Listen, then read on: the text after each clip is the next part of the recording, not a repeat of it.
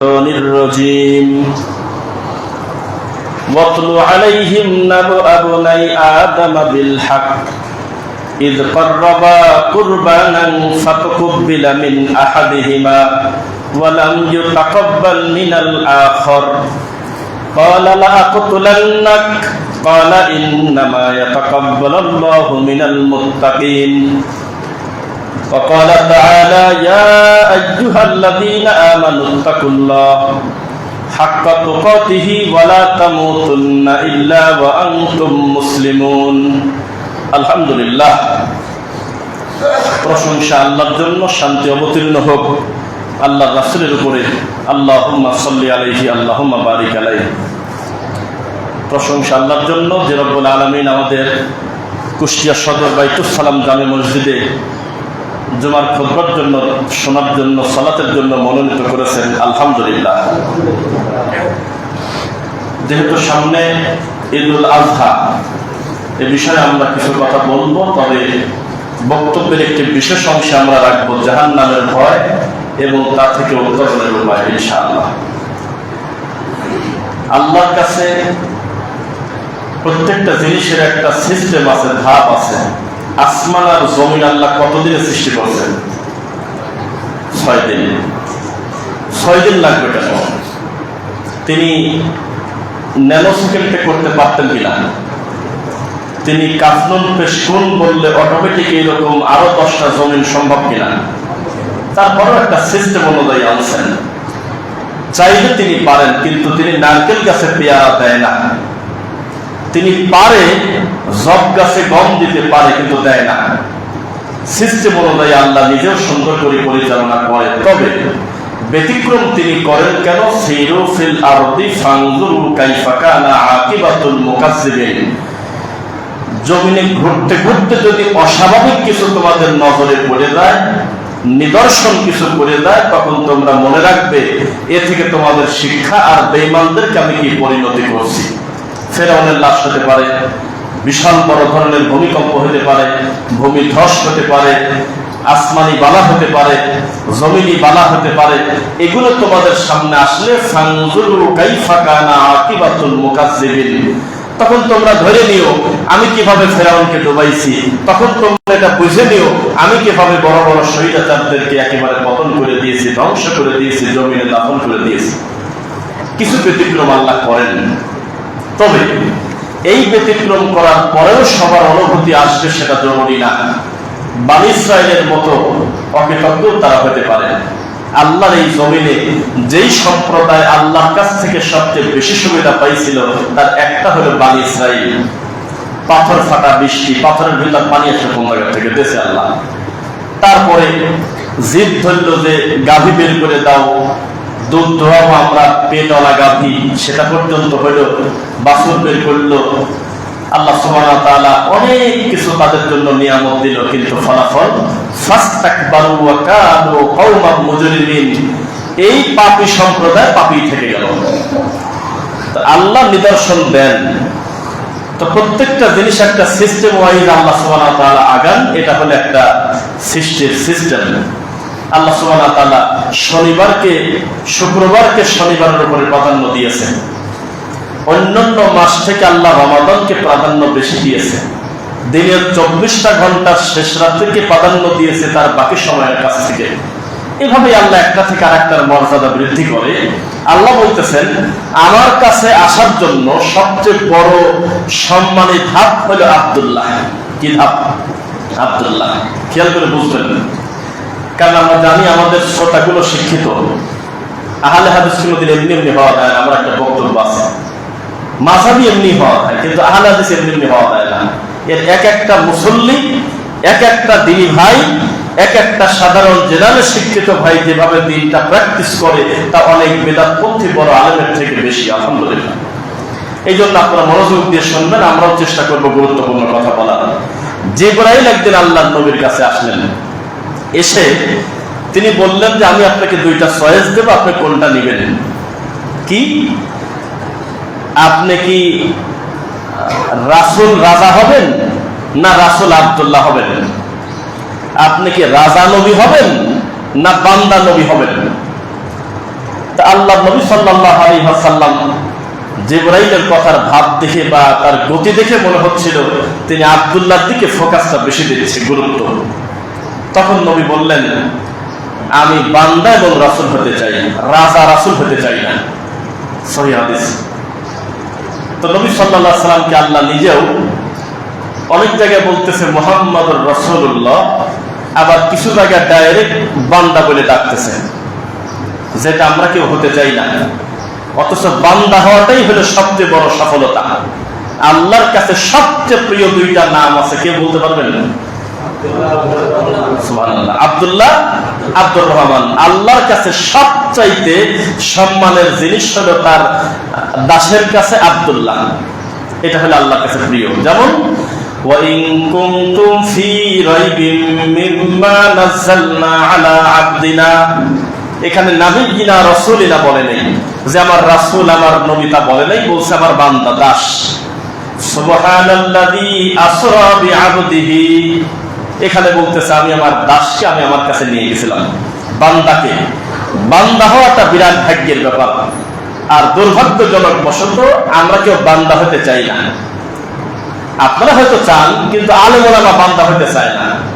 তারা তার লকব নিয়ে বেশি খুশি থাকতে চায়, তিনি একটা উচ্চতায় পৌঁছাতে চায়, কিন্তু বান্দা হতে চায় না। নবী সাল্লাল্লাহু আলাইহি ওয়াসাল্লাম বললেন, আমি বান্দা রাসূল চাই, আমি আগে বান্দা পরে রাসূল। আব্দুহু ওয়া রাসূলুহু, না রাসূলুহু আব্দু, কোনটা? আব্দুহু ওয়া রাসূলুহু। আমাকে বান্দা হিসাবে আল্লাহ কবুল করুন, তারপরে রাসূল। এবার আপনাকে আমি বলি, বান্দার মাপকাঠিটা কিছু বলে নেই। একটা বিল্ডিং 10 তলা ফাউন্ডেশন, 3 তলা পর্যন্ত করে মালিকের টাকা ফুরে গেছে, আর করা সম্ভব না। এখন 4র্থ তলার ছাদ বিক্রি করবেন, বিক্রি করে তিনি 4 তলা একজন করে নেবে, 5 তলা কেউ করে নেবে। ঢাকা শহরে বিক্রি হয়, উপরের জায়গা বিক্রি হয়। তখন উনি কাজ করতে যাওয়ার সময় উনি বলতেছে যে আপনি আধার উপর থেকে কাজ শুরু করেন, কেননা আমাদের এগ্রিমেন্ট অনুযায়ী আমরা যে জায়গাটা 3 তলাতে পাই তাতে কিছু স্পেস এখনো বাকি আছে। এটা সম্ভব ধরা যাবে কাজ? আপনাকে একটা গতি নিয়ে উঠতে হবে, একটা পর্যায়ে নিয়ে উঠতে হবে, ফাউন্ডেশন দিতে হবে, বেসিক আগে তৈরি করতে হবে, 1 2 3। তা আল্লাহ সুবহানাহু ওয়া তাআলা বলতেছে, আমি যাকেই নবী রাসূল হিসেবে মনোনীত করছি তারা প্রথমে ছিল আব্দুল্লাহ। আদম আলাইহিস সালাম ফলের কাছে যাওয়ার আগে, আল্লাহর এই হুকুমকে অমান্য করার আগে ছিল আব্দুল্লাহ। এই ফলের কাছে যাওয়ার পরে, ভুল করার পরে, তওবা করার পর হয়েছে নবিয়ুল্লাহ। কিন্তু জান্নাতে থাকা অবস্থায় ছিল আব্দুল্লাহ। একটু ভেবে দেখবেন, পরবর্তীতে আল্লাহ তার সম্মান বাড়িয়ে দিয়েছেন। মুহাম্মদ সাল্লাল্লাহু আলাইহি ওয়াসাল্লাম হলো আগে আব্দুল্লাহ, তারপরে হলো রাসূল। তো যে কথা বলতেছিলাম, আল্লাহ সুবহানাহু ওয়া তাআলা যেন আমাদেরকে আব্দুল্লাহ হিসেবে কবুল করেন। এখন রাসূল সাল্লাল্লাহু আলাইহি ওয়াসাল্লাম আমাদেরকে বলেছেন যে আমি যেভাবে তোমাদের কালেমা শাহাদা পড়তে বলি সেইভাবে পড়ো। তোমরা আগে পড়ো আশহাদু আল্লা ইলাহা ইল্লাল্লাহ, আগে শাহাদাতের এই সাক্ষী দাও আল্লাহ ছাড়া কোনো সত্য ইলাহা নাই, ওয়া আন্না মুহাম্মাদুর আবদুহু ওয়া রাসূলুহু। এরপরে তোমরা বলো মুহাম্মদ সাল্লাল্লাহু আলাইহি ওয়াসাল্লাম আল্লাহর বান্দা এবং রাসূল। আল্লাহ যেন আমাদের তার বান্দা হিসেবে কবুল করেন। শোনেন, চারিদিকে কোথাও আযান পড়ে নাই, তার মানে এই না যে নামাজের ওয়াক্ত হয়নি। ওয়াক্ত হওয়ার পরেও আযান দেয়নি। তো এখন আপনি কি দিয়ে মাপকাঠি করবেন? যেটা করণীয় ছিল সেটা হয়ে গেছে বর্জনীয়, যেটা বর্জনীয় হওয়ার কথা ছিল সেটা হয়ে গেছে করণীয়। আল্লাহর কাছ থেকে আব্দুল্লাহ হিসেবে যেই যে নিয়ামত আমাদের পর কথা সব পাইছি, একটাও তিনি বাদ দেন নেই। বৃষ্টি দিয়েছে, ফসল দিয়েছে, বেঁচে থাকার স্বাধীনতা দিয়েছে, সার্বিক ব্যাপারে হিন্দু মুসলিম সবাইকে তার বান্দা হিসেবে তিনি সুবিধা দিয়েছেন। মৌমাছি যখন মধু দেয় তখন উনি ভেজাল মধু দেয় না, ওখান থেকে আসলটাই বের হয়। আমার আর আপনার কাছে আসার পর সেটা জোর করে লিখতে হচ্ছে খাঁটি, তাছাড়া উপায় নাই, কেউ নিতে চাচ্ছে না। ফেসবুকে দেখি এক একটা লোক বোতল ধরে বলতেছে যে ভেজাল প্রমাণ করতে পারলে 2 লাখ টাকা পুরস্কার দেব। কোন বিপদ বলেন? কেউ বলতেছে আল্লাহর কসম 1, আল্লাহর কসম 2, আল্লাহর কসম 3। আমার এই মধুতে যদি কেউ ভেজাল প্রমাণ করতে পারে আমি কান ধরে উঠবস করবো, 10 লাখ টাকা পুরস্কার দেব। জয়পুর হাটের একজন। পরিস্থিতি কোন পর্যায়ে গেছে? আপনাদের কাছে যদি জিজ্ঞাসা করি যে মৌমাছি যখন মধু দেয় তখন ভেজাল সহ দেয় না ভেজাল ছাড়া দেয়? ভালোটা দেয়, কিন্তু আদম সন্তানের কাছে এসে মুশকিল পড়ে গেছে। তো যে কথা বলতেছিলাম, যেই আমলের যত বেশি ফজিলত, এই আব্দুল্লাহ যাতে এই ফজিলত নিতে না পারে, শয়তান এখানেই সুযোগ নেয়।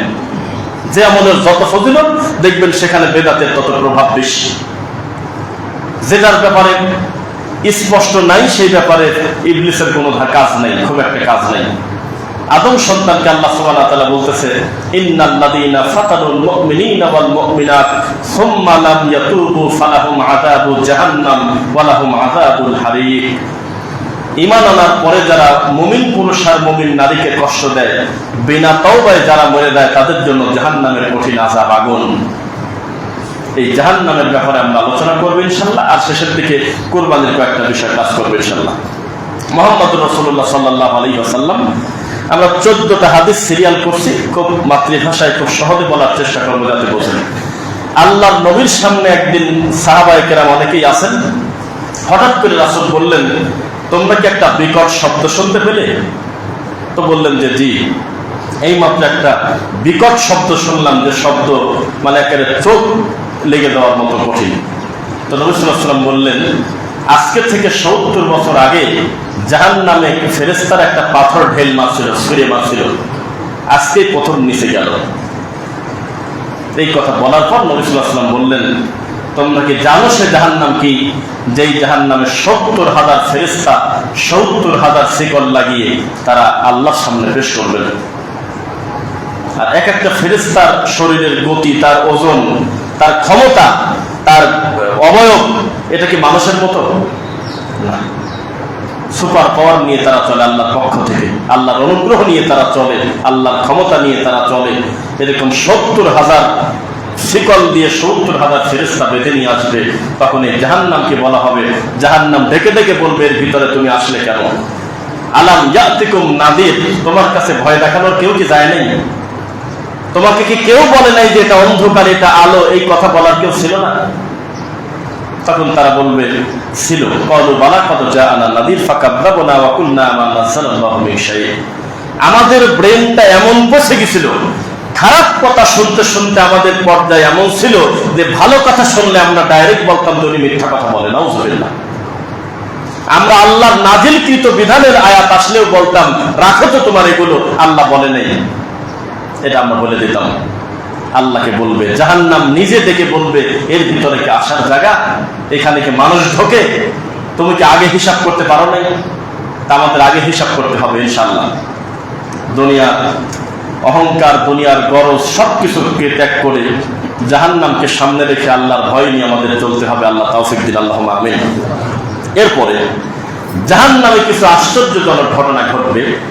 2 জন ব্যক্তিকে জাহান্নামে ডাক দেওয়া হবে, এদিকে আসো। কাছাকাছি রেখে 2 জন ব্যক্তিকে আল্লাহ বলবেন, যিনি দুনিয়ার সবচেয়ে কষ্টের মানুষ, যার জীবনটা জ্বালা যন্ত্রণায় শেষ, পারিবারিক অশান্তি, ব্যবসায়িক অশান্তি, জীবনটা ভর মামলা মোকদ্দমা, মানে মানসিক কষ্টে তার জীবনটা শেষ, জীবনে সুখ পায়নি, এমন একটা লোককে ফেরেশতা দিয়ে আল্লাহ বলাবেন, ওকে জান্নাতের ভিতর থেকে একটু ডুব দিয়ে নিয়ে আসো। জান্নাত থেকে একটু ঘোরায় নিয়ে মুহূর্তের ভিতরে, পলকের ভিতরে নিয়ে এসে বলা হবে যে তোমার দুনিয়ার জীবন কি রকম কাটছিল, তুমি কি দুনিয়াতে কষ্টে ছিলে খুব, তাই না? তখন সে বালা অস্বীকার করে ফেলবে, তিনি অস্বীকার করে ফেলবে যে না, এটা মিথ্যা কথা, আমি আমার জীবনে কষ্ট কি জিনিস আমি তা কোনোদিন বুঝি নেই। আল্লাহু আকবার। এটা অস্বীকার করবে, মানে মানতেই যাবে না, এই জান্নাত থেকে একটু ডুব দেওয়ার কারণে। আরেক ব্যক্তিকে ফেরেশতারা বলবেন, যেই ব্যক্তি দুনিয়ার সবচেয়ে আরামায়েশে থাকা একটা মানুষ, জাগতিক কোনো কষ্ট তার ছিল না, কাজের লোক 5টা, সবসময় এসির ভিতরে থাকা, এক কথা বুঝে নেন আপনারা, সর্বোচ্চ সুখে থাকে যে ব্যক্তি দুনিয়াতে, এমন একটা ব্যক্তিকে জাহান্নাম থেকে একটু চোবাই নিয়ে আসা হবে সামান্য সময়ের জন্য। এরপরে তাকে বলা হবে, দুনিয়াতে তো তুমি অনেক আরামায়েশে ছিলে, তাই না? তিনি অস্বীকার করে বলবেন যে না, মিথ্যা কথা, আমার জীবনে সুখ কি জিনিস আমি চোখে দেখিনি, আমার জীবনটাই আমার কষ্টে গেল, তিনি অস্বীকার করে ফেলবেন। এটার নাম হলো জাহান্নাম। এই কথাগুলো বলার পর নবী শেষে কি শব্দটা বলছিল এটা আমি বলবো না, এখন আমি শেষের দিকে বলবো ইনশাআল্লাহ। এরপরে নবী সাল্লাল্লাহু আলাইহি ওয়াসাল্লাম বলতেছেন তোমরা কি তার গল্প শুনবে যেই লোকটাকে জাহান্নামে সবচেয়ে কম আযাব দেওয়া হবে? তখন সাহাবায়ে কেরাম বললেন যে অবশ্যই আমরা শুনবো। সবচেয়ে অল্প শাস্তি দেওয়া হয়েছিল কাকে? রাসূল সাল্লাল্লাহু আলাইহি ওয়াসাল্লাম বললেন যাকে সবচেয়ে অল্প শাস্তি দেওয়া হয়েছিল তার হাত পা পুরাটা খালি ছিল। হাতে ব্যথা নাই, বুকে ব্যথা নাই, পিঠে ব্যথা নাই, মাথায় ব্যথা নাই, চেহারায় আগুন নাই, সব জায়গা ভালো, শুধুমাত্র একটা জুতাটাও পরিপূর্ণ না, জুতার ফিতাটা হবে হলো জাহান্নামের, জুতার ফিতাটা হবে শুধু আগুনের। অসুবিধা নেই, এইভাবে ঠিক আছে। জুতা ফিতাটা হবে শুধু জাহান্নামের নার।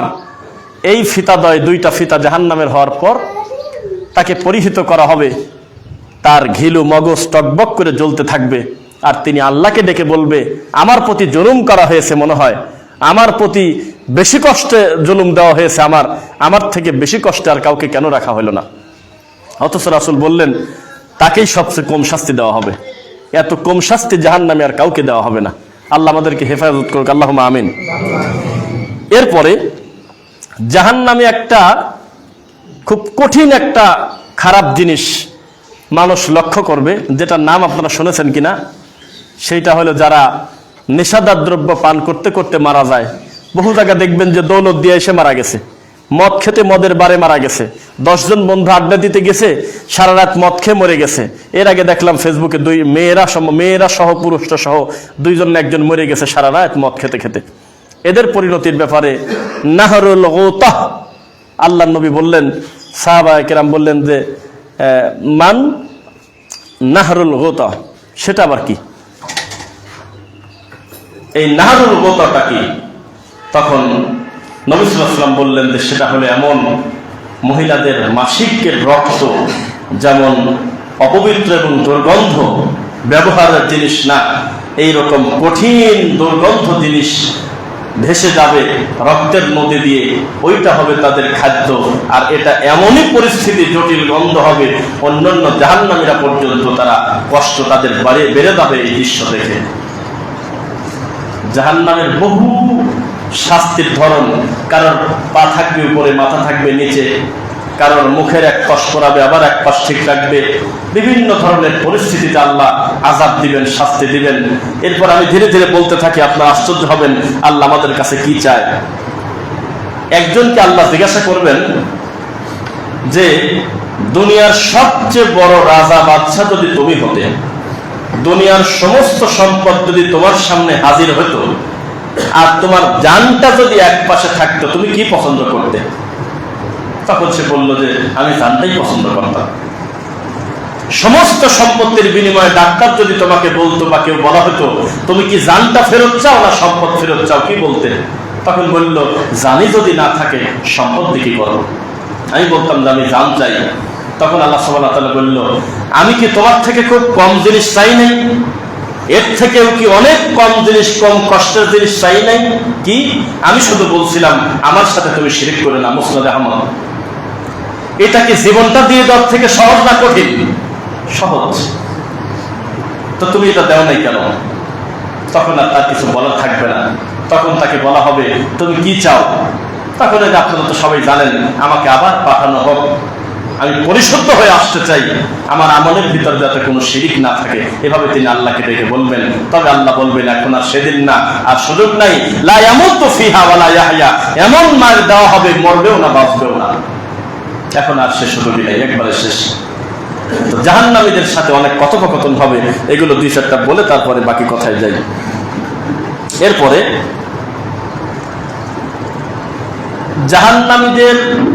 জাহান্নামের আযাবের গতি বাড়তে বাড়তে বাড়তে বাড়তে পরিস্থিতি যখন জটিল হয়ে যাবে, হঠাৎ করে তারা দেখবে যে উপরে মেঘ লাগছে। শুনতেছেন কথা? হঠাৎ করে দেখবে যে উপরে কালো মেঘ। তো মেঘের এই তীব্রতা দেখে তারা একটু আশাবাদী হবে, এই বুঝি উপর থেকে বৃষ্টি পড়বে। তখন এই মেঘ দেখে দেখে আশায় আছে, আর বলতেছে যে আমাদের উপরে বৃষ্টি দেওয়া হোক। তখন ফেরেশতারা বলবে যে বৃষ্টি কি ধরনের বৃষ্টি চাও? তখন সে বলবে জমিনে যেমন বৃষ্টি হয়ে আমাদের গরমকে ঠান্ডা করে দিত, আমাদের ফসলের সুবিধা হতো, মরা জমিনকে তাজা করে দিত, সেই রকম বৃষ্টি চাই। তখন আসমান থেকে এমন আগুনের বৃষ্টি পড়বে, যেখানে যেখানে তাদের পড়বে এই শরীরের এই চামড়া, হাড্ডি, মাংস, ক্যালসিয়াম পর্যন্ত ভেদ করে চলে যাবে। আবার একটু পরে যাতাই হয়ে যাবে, কারণ সেখানে মরণ নাই, সেখানে জীবনও নাই। এইভাবে তারা অনেক জিনিস থেকে ধোঁকা খাবে, তারপরে তাদের পরিস্থিতি এইভাবে ধীরে ধীরে বাড়বে। আরেকটি খাদ্যের কথা বলে আমরা আলোচনার সামনে আগাই। বিচারের মাঠে সবচেয়ে জাহান্নামীদের জন্য নোংরা যে খাবার হবে, তার একটা হবে তিনাতে খাবাল। আমার তিনাতুল খাবাল ইয়া রাসূলুল্লাহ, তিনাতে খাবাল কি? নবী বললেন, আরাকু আহলিন নার আও উসারাতু আহলিন নার। জাহান্নামীদের শরীরের রক্ত পুঁজ গলে গলে যেদিক থেকে বের হবে, এটা ধরে ধরে নিয়ে খেতে দেওয়া হবে তাকে, যিনি নেশাদার দ্রব্য পান করত। জাহান্নামের 42 রকমের সিরিয়াল এরকম আমাদের পড়া, তবে খুতবা আমরা পড়াটা বলতে পারতেছি না। এই শাস্তির তীব্রতা, ধরন পরিবর্তন করে করে তাদেরকে আযাব দেওয়া হবে। ঘুরে ফিরে শেষে যে কথাটা বলতে চাইছিলাম, দুইটা কথা। একটা হলো নবী বললেন আপনি মিলায় নেন, রাসূল বললেন আরে এই মানুষগুলো যদি শিরিক না করতো কতই না ভালো হতো। এই কথা নবী বললেন। কাদেরকে বললেন? যারা শিরিক করে আল্লাহর সাথে শিরিক করেছে তাদের। দুই, যারা মুসলিম, জন্মগত মুসলিম সব ঠিক, তারপরেও যারা জাহান্নামে যাবে, তাদের ব্যাপারে শুধু আমার নবী একটা কথা শুধু বলবেন, তিনি যদি আমি মুহাম্মদ সাল্লাল্লাহু আলাইহি ওয়াসাল্লামকে মেনে নিত কতই না ভালো হতো। একজন মুশরিক দিয়ে তার হিসাব দরকার নেই, কাফের তো কাফের, কিন্তু মুসলমান হওয়ার পরেও যারা জাহান্নামে যাবে তারা রাসূলকে মানে না, এটা তিনি বলবেন। এরপরে তিনি বললেন, তোমরা কি জাহান্নাম থেকে মুক্তি হতে চাও? বলার সাথে সাথে আল্লাহর কসম পরিস্থিতি এমন, সাহাবায়ে কেরাম মনে হলো যে ঈদের দিনের মতো খুশি। অবশ্যই আমরা বাঁচতে চাই, কিভাবে বাঁচবো? আল্লাহ নবী বললেন সহজ, ইত্তাকুন নার ওয়ালাউ বিশিক্কি তামরা, একটা খেজুরের অর্ধেক দিয়ে হলেও জাহান্নামের আগুন থেকে বাঁচো। একটা খেজুরের একটা অংশ যদি দান করেও পারো, তবু জাহান্নামের আগুন থেকে বাঁচো। কারণ তুমি সারা পৃথিবীকে ভালো রাখতে পারবে না, তবে তুমি একটা ইটের দাম দিতে পারবে একটা মসজিদের, এটা কঠিন না। তুমি 2টা টাকা দিতে পারবে, এটা তোমার জন্য জুলুম না। তুমি যদি তোমার ভাইয়ের কল্যাণে কিছু সাদাকা করো, এটার কারণে তুমি জাহান্নাম থেকে বাঁচবে। সুবহানাল্লাহ। as-সাদাকাতু বুরহান, দান হলো দলিল। দলিল না থাকলে সম্পদের যেমন কোনো মূল্য নাই। 2022 না 23 গ্যাজেট পাস হয়েছে, দলিল যার জমিদার। কত বছর ভোগ দখল করে আছে সেটা দেখার কথা না, জমি এখন দলিল যার জমিদার। আগের মতো আর এই ভোগ দখলের উপরে সুযোগটা নাই। তো এই দলিল হলো দান।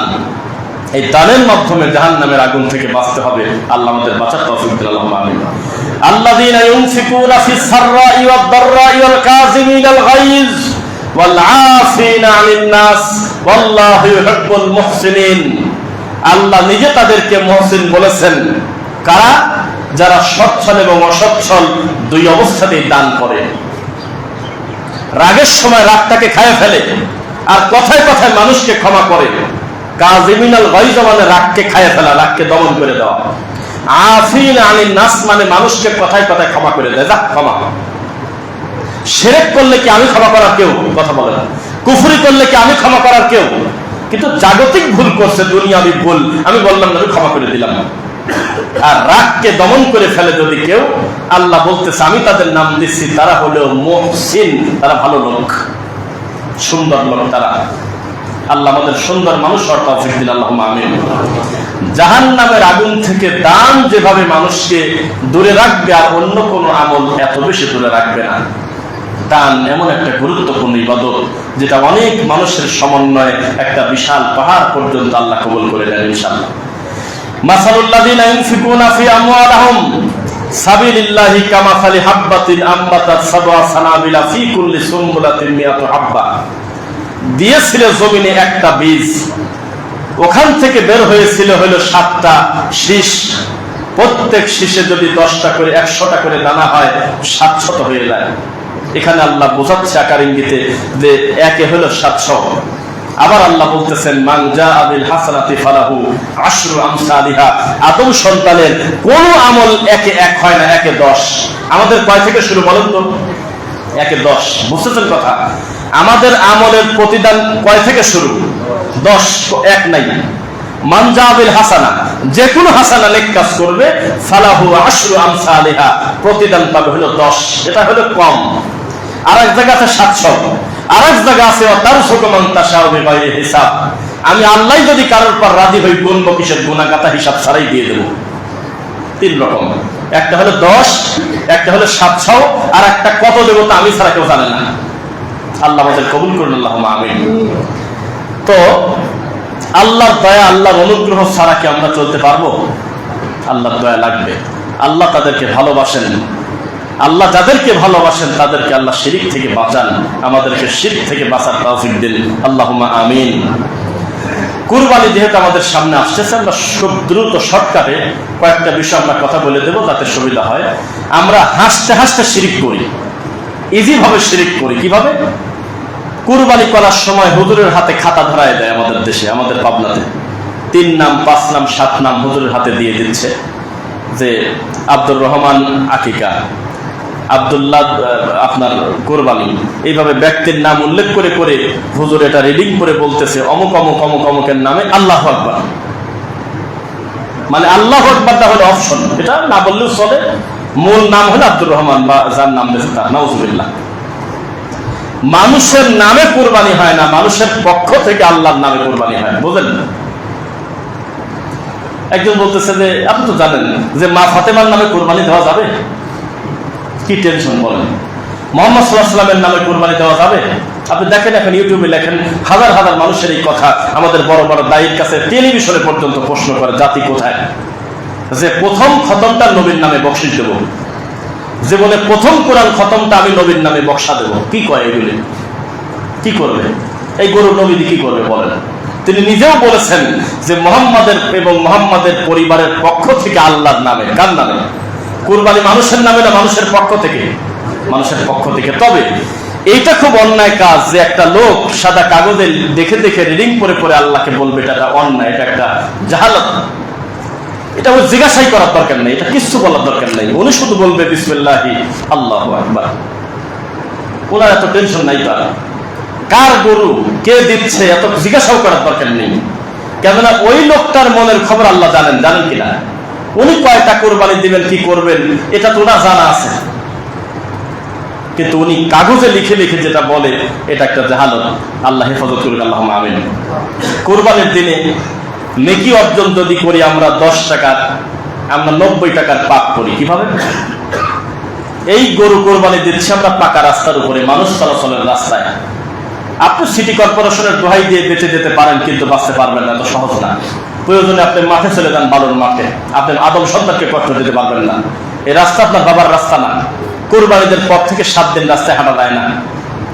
মরা মানুষের এত দুর্গন্ধ হয় না, এই রক্ত যদি 3 দিন 5 দিন পর্যন্ত পড়ে থাকে কোনো জায়গায়, তার দুর্গন্ধ এত কঠিন। ওদিক দিয়ে মানুষ যাবে, হাজার হাজার মুমিন চলাফেরা করবে, আদম সন্তান যাবে, আপনি মানুষকে কষ্ট দিচ্ছেন। 100 গ্রাম ব্লিচিং কেনার টাকা নেই, এত বড় ছোট লোক। এক জায়গায় একটু মাটি গভীর করে খাল করে রক্তটা সেখানে দিয়ে নিজ দায়িত্বে সুন্দর করে মাটি দিয়ে দেবে, তা করবে না। ভুঁড়ি পর্যন্ত যেখানে সেখানে ছিটায় ফেলা দিয়ে চলে গেছে। গোবর পরে থাকে অন্তত 15 দিন পাকা রাস্তার উপরে। অসভ্য জাতি, এটা ইবাদত যে না। আপনি মনে রাখবেন, এই কোরবানির রক্ত মাংস হাড্ডি কিছুই উপরে যায় না, সব নিচেই থাকে। এইগুলি আমরা খাই, আপনি খান, জীব জন্তু খায়, আমরাই খাবো। উপরে খালি যায় হলো তাকওয়া। কি যায়? তাকওয়া। লা ইয়ানালাল্লাহু লুহুমহা ওয়ালা দিমাউহা ওয়ালাকিন ইয়ানালুহুত তাকওয়া মিনকুম।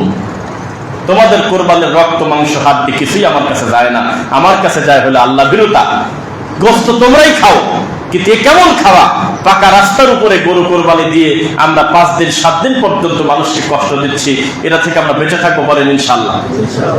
এরপরে কুরবানির দিনের অনেক বৈশিষ্ট্য, অনেক কিছু আছে। কুরবানির দিনে কুরবানি করার থেকে বেশি ভালো কাদার আছে নাই। কুরবানির গরু গোসল করাতে গিয়ে উনি গোসল করার টাইম পায় না ঠিক মতো, জামাত মিস করে ঈদের নামাজ। এরকম আছে? কত লজ্জাজনক কথা। মানে কুরবানির পশুর গোসল করাতে যাচ্ছে, ওই দিন গোসল করানোই লাগবে কেন, আর করালে এই টাইমে করতে হবে কেন? শেষ পর্যন্ত উনি নিজেই জামাত পায় না। এটা হলো আমাদের স্বভাব। যদিও আমাদের স্বভাব নিয়ে আমরা অনেক কথা বলতে পারি, আপনি খা করে আমাদের খালি তাকায় থাকবেন যে আমরা একটা অনুভূতিহীন একটা মুসলমান। আমরা আমাদের ভিতরে কোনো ফিলিংস নাই। আমি খুব কঠোরভাবে প্রমাণ করতে পারবো, আপনি আমার দিকে তাকায় থাকা ছাড়া কোনো পথ থাকবে না। আমাদের বাঙালির কোনো ফিলিংস নাই, কোনো অনুভূতি নেই, ইল্লা সামানান কলিলা, কিছু বাদে। ঢাকা আব্দুল্লাহপুর উত্তরা ব্রিজের উপরে একটা ছেলে একটা চাকু হাতে করে, এত বড় চাকু, এরকম এরকম করে ঘোরায়, একটু পরপর একজনের এভাবে টান দেয়, তার পকেট থেকে মোবাইলটা নিয়ে ওই এরিয়ার ভিতরে ঘোরে, কোথাও যায় না, এইটুকুর মধ্যেই ঘোরে। প্রায় 15 থেকে 20 মিনিট সিসিটিভি ফুটেজ এগুলো ঘুরতেছে, ভিডিও ভাইরাল হয়েছে, না দেখলে আপনার ব্যাপার আমরা দেখছি। ওই রাস্তা দিয়ে শত শত হাজারো মানুষ গাড়ি ঘোড়া নিয়ে চলাচল করতেছে, কারোর কিছুই আসা যায় না। পানির বোতলটা তুলে যদি মুখে মারে উল্টে পড়ে যাবে, কারণ গাঁদা খেতে খেতে শরীরে কিছু নাই তো। এই ছেলে চাকু দিয়ে একটা করে টান দিচ্ছে আর মোবাইল নিয়ে চলে যাচ্ছে। তা আমাদের অনুভূতি আছে, আপনার মনে হইল এত ওয়াজ করে কোনো কল্যাণ আছে জাতি যদি নিজে থেকে সংশোধন না হয়? একটা গাড়িতে সর্বনিম্ন বড় বাসে 52টা সিট থাকে, পিছনের সিটে একটা মহিলাকে ধর্ষণ করতেছে 6টা যুবক লেগে, বাকি 49 জন 51 জন লোক সামনে সিটে বসে আছে, ঘুরেও তাকাচ্ছে না। অনুভূতি নাই আমাদের। আল্লাহর উপর ছেড়ে দিলাম সত্য মিথ্যা, তবে এটা একটা ভেরিফাইড নিউজ। নিজের মা, নিজের বাপ আর নিজের চাচি 3 জন মিলে নিজের মেয়েকে হত্যা করে দিচ্ছে প্রতিবেশীকে ফাঁসানোর জন্য। কোথায় আছেন আপনি? আপনার উপরে গজব পড়তেছে না হলে এটা আপনার জন্য অনুগ্রহ করার কথা। আল্লাহর ইচ্ছা, হয়তো দিচ্ছেন না, তিনি দয়া করতেছেন, তাই আর কিছু না। কিন্তু আমরা হকদার, শাস্তি পর হকদার। আমরা যদি চূড়ান্ত কোনো জালেম শাসক পাই, মনে করতে হবে আমরা এটা পাই তাই আমরা পাইছি, এটা আমাদের কর্মের ফল। আমরা যোগ্যতা অর্জন করছিলাম হলে ওইটা পাওয়ার জন্য সেটা পাইছিলাম। এর থেকেও বড় জালেম যদি আবার আসে, মনে করতে হবে যেটা আমরা কামাই করছি সেই হিসাবে পাইছি। যেদিন আমরা অর্জন করবো আল্লাহর দয়া, সেদিন আমরা সেই লোকটা পাবো যেই লোক একটা বক্তব্য দেবে সারা পৃথিবীর ইহুদি খ্রিস্টান হাঁটু কাঁপবে ইনশাল্লাহ। কিন্তু সেটা তো আমাদের হচ্ছে না, আমাদের কোনো অনুভূতি নেই, কোনো ফিলিংস নেই। ওই যে কে জানি একটা লোক বলতেছে যে কার কথা শুনবেন, কার কথা শুনবেন? যে হুজুর 500 টাকার জন্য ধর্ম বিক্রি করে তার কথা শুনবেন? বলেন এই সুযোগটা কে কারা পাচ্ছে? নাস্তিকরা এইভাবে আলেম আমাদেরকে নিয়ে ব্যঙ্গ করার সাহস কেন পায়? কিন্তু আমরা করে দিয়েছি তাদের, আমরা করে দিয়েছি। আমাদের ভেতরে কোনো ফিলিংস নাই, অনুভূতি নেই। এমন সমাজ এই দেশে পাবেন কিনা 2-1টা বাদে, যেই সমাজে কোনো বাদ্যযন্ত্র নাই, যেই সমাজে বিবাহটা রাসূলের পদ্ধতি ছাড়া অন্য পদ্ধতিতে হয় না, যেই সমাজে অনিসলামিক কার্যকলাপ নাই অথচ তারা মুসলিম, এই ব্যাপারে কারোর কোনো ফিলিংস নাই। শুধু ফিলিংসটা হলো আমিন জোরে বলল কে, এটা হলো আমাদের ফিলিংস, এটা হলো আমাদের দরদ। এই জাতির কপালে আর কি হতে পারে আপনি আমাকে বলেন? যে জাতি নিজের মেয়েটাকে মারিয়ে দিয়েছে, মানে এগুলি ভাব, মানে বিশ্বাসই করবে না, কিভাবে সম্ভব? প্রতিবেশীকে ফাঁসানোর জন্য শাশুড়ি আর হলো ছেলে আর তার বাপ, এই 3 জন মিলে বউটাকে ফাঁসিতে ঝোলায় রাখছে আর ছোট বাচ্চাটাকে লাথি দিয়ে মেরে পানির ভিতরে ফেলা দিচ্ছে। দেখছেন কেউ 2টা? হ্যাঁ, এখন আছে মোবাইল। কোথায় আপনি কি করতেছেন বলেন? মানুষের কোনো অনুভূতি নেই, পরকাল নিয়ে তার কোনো টেনশন নেই, চিন্তা নেই, কোনো চাপই নেই। জান্নাত জাহান্নাম মানুষ নিজে থেকে নির্ধারণ করতেছে। আমরা জমিন থেকেই কাউকে জান্নাতি বলতেছি, কাউকে জাহান্নামী বলে দিচ্ছি। নাউযুবিল্লাহি মিন যালিক। এত সহজ, এত সস্তা। আর আমাদের দেশের ইসলাম হলো 2 ধরনের, একটা হলো ওহির ইসলাম আর একটা হলো পলিটিক্যাল ইসলাম। পলিটিক্যাল ইসলাম যেটা, সেটা হলো মসজিদের ইমাম আর মন্দিরের ঠাকুরের কোনো পার্থক্য করা যাবে না। ইমামকে যদি একবার যদি ভাই বলে ডাকেন, তো মন্দিরের ঠাকুরকে বলতে হবে 2 বার দাদা, নইলে তার ভোট আপনি পাবেন না। কারণ এ তো আপনার ভাই প্রায় কাছাকাছি আছেই, ওকে ম্যানেজ করতে গেলে প্রয়োজনে নমনম করতে হবে, গিয়ে বলতে হবে যে আছে আপনার সাথে। এটা হলো আমাদের ইসলাম। এইভাবে যদি আমরা শিরিককে মেনে নেই, এভাবে যদি কুফরিটাকে মেনে নেই, তাহলে আর কি থাকে বলেন? সারা জীবন বলে আসতেছি এই তন্ত্র মন্ত্রের এই হলো প্রভাব, এটা হলো খারাপ। 5ই আগস্টের পরে আমাদের দিদি ভাই নাম করে দেখি প্রায় 80% পোল্টে মাছে সব উল্টে গেছে। এখন আর কিছু বোঝার উপায় নাই যে আসলে মালটা ছিল কি আগে, গাপ্পি মারি ছিল এতদিন। আবার হয়তো আর একজন আবার ঘুরে আসলে আবার বলবে যে আছি আপনার সাথে। এই লোকটা নাই যে আমি আগেও যা এখনো তা, আমি আগেও ভুলকে ভুল বলতাম, সঠিককে সঠিক বলতাম, আর নিতান্তই না পারলে চুপ থাকতাম। বড় বড় দায়িত্বশীল আমাদের অনেক আলেম ওলামা জেনে সেনে কমেন্ট করতেছে, জেনে সেনে বাচ্চা ল্যাংটা বাচ্চার মতো পোস্ট করে। এটা হলো এসব কাজ? একটা ছেলের ছবি দিয়ে এই ছেলে অমুক করছে তমুক করছে, এগুলি তার সাথে যাবে? এটা হলো? এটার নাম সালাফি? জেনে সেনে পোস্ট করে, জেনে সেনে কমেন্ট করে, এটা হলো নাকি? এটা হলো আমাদের ইসলাম। মনে রাখবেন, স্বাধীন একটা হয় আর একটা হয় পরাধীন। আর ওহির ভিত্তিতে যদি ইসলাম পরিচালিত হয় এই জমিনে, ইনশাল্লাহ সেদিন কোনো দিন আমরা বৈষম্য পাবো না ইনশাল্লাহ। একটা নীতির উপরে থাকেন। আপনি কার আশায় ঘুরতেছেন? আপনি পিছনের কথা ভুলে গেলেন। এই জমিনে কি কি ঘটে সেটা আপনি জানেন না। এই জাতি কত অকৃতজ্ঞ আপনি জানেন না। আল্লাহর মনোনীত ঈসা আলাইহিস সালাম এবং ইমাম মাহদী আলাইহিস সালাম ছাড়া পৃথিবীর যাকে আপনি দায়িত্ব দেন, পারলে ধরে তাকে পিটাবে। ব্যক্তি যত ভালো হবে তার বিপদ তত বাড়বে। একটা পর্যায়ে তিনি না খালি দাঁড়ায় বলে, আমি এই জাতির দায়িত্ব নেব না, আমার ভুল হয়েছে, আমি চলে গেলাম। এই জাতির দায়িত্ব নেয় এই জাতি মানুষ অকৃতজ্ঞ, নিমুখ হারাম। ইন্নাল ইনসানা লিরাব্বিহি লাকানুত। নিমুখ হারামেরা, অসভ্য এরা, কোনদিন তাদের কপালে ভালো জিনিস জোটে নেই। এটা আপনি কেন বোঝেন না?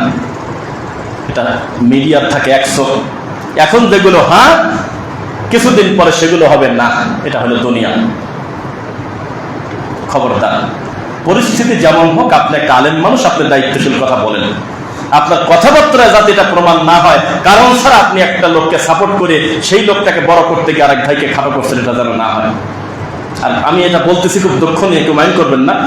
কারণ ছাড়া ফেসবুকে কোনো ছবি পোস্ট দিবেন না। আপনার থেকে 2-4 জন হয়তো আমাদেরকে বেশি চেনে।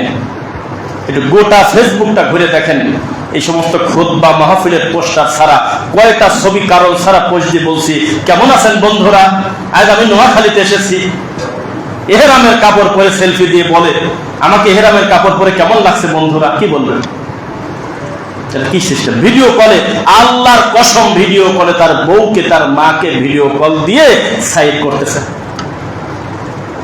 এই দৃশ্যটা তার পিছনের লোকজন টাকা দেখতেছে। তো ধর্ম জাত আছে আমাদের কাছে, এটা অসভ্য জাতি আমরা।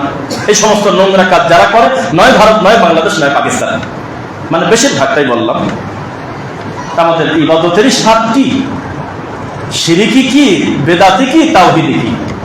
জাতির কোনো অনুভূতি নেই, কোনো ফিলিংস নেই, যা হবার হয়ে থাকে। একটা সমাজে যদি 1000 বাড়ি থাকে, 999টা বাড়ি পানির নিচে পড়ে গেছে, কিন্তু ওনার বাড়িটা একটু মাটি উঁচু করার জন্য উপরে দেখা যায়। আল্লাহর কসম, বর্তমান সময়ের চিত্র, ওই কোনো ফিলিংস নাই যে কয়টা ডুবে গেল, যতক্ষণ ও না ডুবে। এটা হলো আমাদের চিত্র। যখন ও নিজেও ডুববে তখন বলবে যে আসলে এর একটা ব্যবস্থা নেওয়া দরকার। এটা হলো আমাদের স্বভাব। রাস্তা একটা বিড়াল মরে গেলে আমরা সিটি কর্পোরেশনের মেয়রের দিক টাকা রয়েছে যে উনি এসে সাফ করবে। এক জায়গায় একটু খাল হয়ে গেছে অ্যাক্সিডেন্ট করে, ওইটা আমরা বসে আছি যে এটা উপজেলা চেয়ারম্যান এসে ঠিক করে দেবে। কি কয় এগুলো? অথচ 10টা মিনিট যদি মুমিনের কষ্টের আদম সন্তানের উপকারের জন্য একটু মাটি দিয়ে, বালি দিয়ে, সিমেন্ট দিয়ে একটু পরিবেশ করে দিয়ে যেত, তাহলে জান্নাতে যাওয়ার জন্য যে ইমানের যে 70টার উপরে শাখা, তার একটা শাখা হয়ে গেছে। কি কার কথা শোনেন? আমাদের কোনো অনুভূতি নাই, কোনো ফিলিংস নাই। সেটা আমি আপনি হই আর আমার বেদাতপন্থী ভাইয়েরা হোক, এইভাবে হলে আমাদের চলতেছে। আমাদের প্রত্যেকটা দিন নতুন নতুন ইস্যু লাগবে, নইলে আমরা চলতে পারবো না। আমার ফেসবুকে কি থাকে, আমি যদি আপডেট কিছু না দিতে পারি তাহলে আমার কি থাকে, আমার পেজেরই কি থাকে, আমার ভিউয়েরই কি হবে, এটা মনে করেন। এমন এমন পাতলা পাতলা কাজ করে আল্লাহ তাদেরকে হেদায়েত দিক, আল্লাহুম্মা আমিন। লৌকিকতা থেকে আপনি বেঁচে থাকবেন। কি দেখাতে চাচ্ছেন মানুষকে? দেখান যে আমি একটা মাহফিলে আসছিলাম, একটা চিত্র তুলে দিলেন যে আপনারা দোয়া করেন, আলহামদুলিল্লাহ এখানে দাওয়াতি কাজ হচ্ছে। এটা তো একটা বোঝার উপায় আছে, যাক কিছু একটা প্রভাবের কাজ। এমনি এমনি প্রতিটা দিন আপনি বাচ্চার ছবি ফেসবুকে দিচ্ছেন, পরিবারের ছবি ফেসবুকে দিচ্ছেন, এটা কোন লজ্জার কথা? এটা কোনো কাজ? এবার আপনাদের উদ্দেশ্যে আমরা বলতেছি, জাহান্নামের আগুন থেকে আমাদেরকে বাঁচতে হবে কিসের মাধ্যমে? আল্লাহর দয়া দানের মাধ্যমে ইনশাআল্লাহ। এই ব্যাপারে আমরা বিস্তারিত কথা বলবো। জুমার খুতবার প্রথম পর্ব আমরা শেষ করছি। বারাকাল্লাহু লানা ওয়া লাকুম ফিল কুরআন।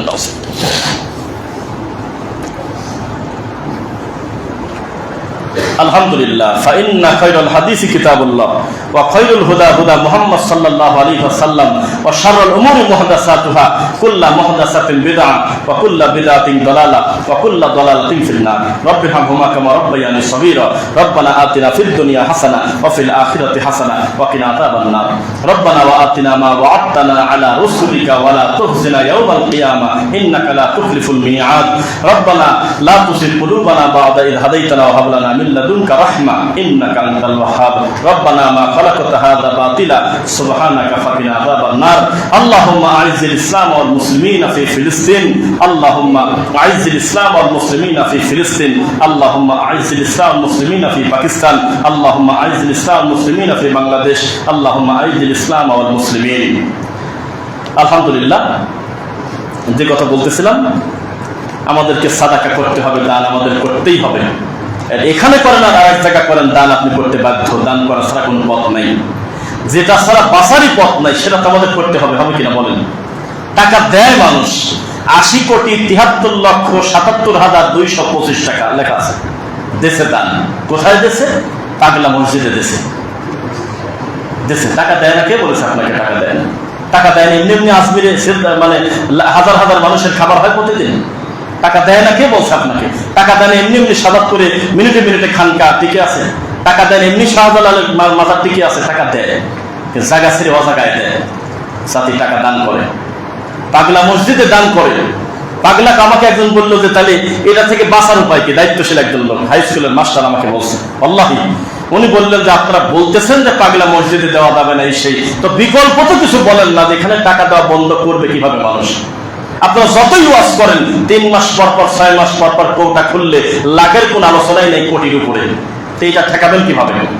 তখন বললাম যে একটা উপায় আছে। কি? ওই কমিটির লোকের সিদ্ধান্ত নিতে হবে যে আমরা এই পাগলা কথাটা, মসজিদের আগে তো লেখা পাগলা মসজিদ, পাগলা কথাটা একটা টেপ দিয়ে ঢেকে দেওয়া লাগবে, ঢেকে সাদা কাগজ দিয়ে লেখা লাগবে ভালো মসজিদ, তাহলে টাকা দেবে না। জাতি পাগল, ভালো মসজিদ দিলে টাকা দেবে না। আল্লাহর কসম, টাকা যদি অর্ধেক না হয় আমি মানুষের সামনে কথাই বলবো না। পাগলা মসজিদে, কিশোরগঞ্জে পাগলা কথা কাটিয়ে দিয়ে যদি লেখেন ভালো মসজিদ, তাহলে টাকা দেবে না। এটা হলো অভাব। মানুষ টাকা দেয়, অনেক টাকা দেয়। দান করলে কথা বললেন, দান করলে এমনি তাহেরি মাঠে ঘোরে, আইফোন হারায় গেলে মিনিটে মিনিটে খিলখিল করে হাসে যে একটা আইফোন নিতিস বেটা, আবার কালকে 2-3টা চলে আসছিলি। টাকা দেয় না, এটা কথা বললেন আপনি? টাকা দেয় না। এমনি এই সমস্ত অমানুষগুলো মিনিটে মিনিটে হেলিকপ্টারে ঘুরে টাকা দেয় না। টাকা না দিলে এইটা হয়। 40 মিনিটের বক্তব্য 2.5 লাখ টাকা খরচ করে, টাকা নাই, টাকা দান করে, কিন্তু জায়গায় দান করে না, কোথায় করতে হবে সেটা জানে না। আর মানুষের, এটা সত্য কথা বলি, মানুষের একটা মাইন্ডসেট যে 10 তালা আছে 11 তালা করে দেব। যেখানে খুব ফেমাস ওই জায়গায় ব্রেনটা নিয়ে টার্গেট করে বসে আছে, ওখানে ছাড়া দান করে না। অধিকাংশ ডোনার গুলো এভাবে ফিক্সড। কিন্তু মনে রাখবেন, 10 তালা যেখানে আছে সেখানে 11 তালা করার থেকে একেবারেই যেখানে দাওয়াতি কাজ নাই, অন্ধকারের ভিতরে একটা টিনের ঘর করে আল্লাহর কাছে বেশি মর্যাদা হবে ইনশাআল্লাহ। আপনি আমাকে কি যুক্তি দিচ্ছেন? কারণ ইসলামের কাজই হলো ইখরাজুহুম মিনাজ যুলুমাতি ইলান নূর, অন্ধকার থেকে মানুষকে আলোতে আনা। তো যেখানে আলো আছে সেখানে আরো আলো দেওয়ার জন্য সিরিয়াল ধরে বড় বড় হুজুরের পিছনে ঘোরে, কিন্তু একেবারে অন্ধকার সেখানে একটা মোমবাতি দেয় না। নাকি মিথ্যা বললাম? তবু আমি আপনাদের প্রতি সুধারণা রাখি, আমি আশাবাদী আপনারা এই মুহূর্তে সাদাকা করবেন ইনশাআল্লাহ।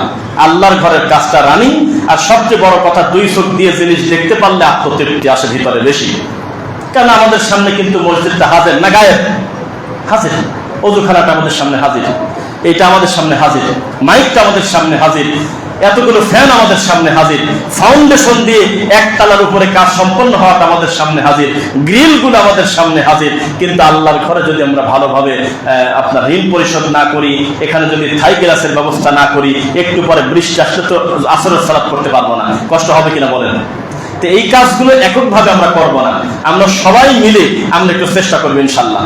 আর আমি নিজে কোনো কিছু শুরু করতে গেলে আমার একটা জিনিস ভয় লাগে, কারণ আমি তো জানি আমার থেকে অনেক বড় বড় ডলার সামনে থাকে, তাহলে আমি একটা পরিমাণ বলার কারণে ওটা একটা গতি না হয়ে যায়। তো সেটা মনে করবেন না, আমি আমার যা সামর্থ্য আমি তাই, আমি 10,000 টাকা দিয়ে আমি শুরু করতেছি, লেখেন, এখনই লেখেন ইনশাল্লাহ। আল্লাহর এই ঘরের জন্য আমি 10,000 টাকা আমি মনস্থ করলাম। আপনারা আপনাদের জায়গা থেকে মানসম্মত কিছু আজকে বলবেন বলে আমি আশাবাদী। আমি এখানকার কিন্তু রানিং খতিব না যে আপনি আমার প্রতি কষ্ট নেবেন। আমি আপনার মেহমান, আমি সফরে আসছি, যদিও এই ঘরের সঙ্গে একেবারে মাটি থেকে শুরু করে আমি জড়িত, আলহামদুলিল্লাহ আমার মৃত্যু পর্যন্ত আমি থাকবো, কিন্তু আমার প্রতি অভিযোগ আনবেন না যে কি বলে পরিকল্পিতভাবে চাচ্ছে, বিষয়টা তা না। আমি চাইবো যে এখানে আল্লাহর ঘর হোক, একটা মসজিদ মাদ্রাসা কমপ্লেক্স হোক ইনশাআল্লাহ।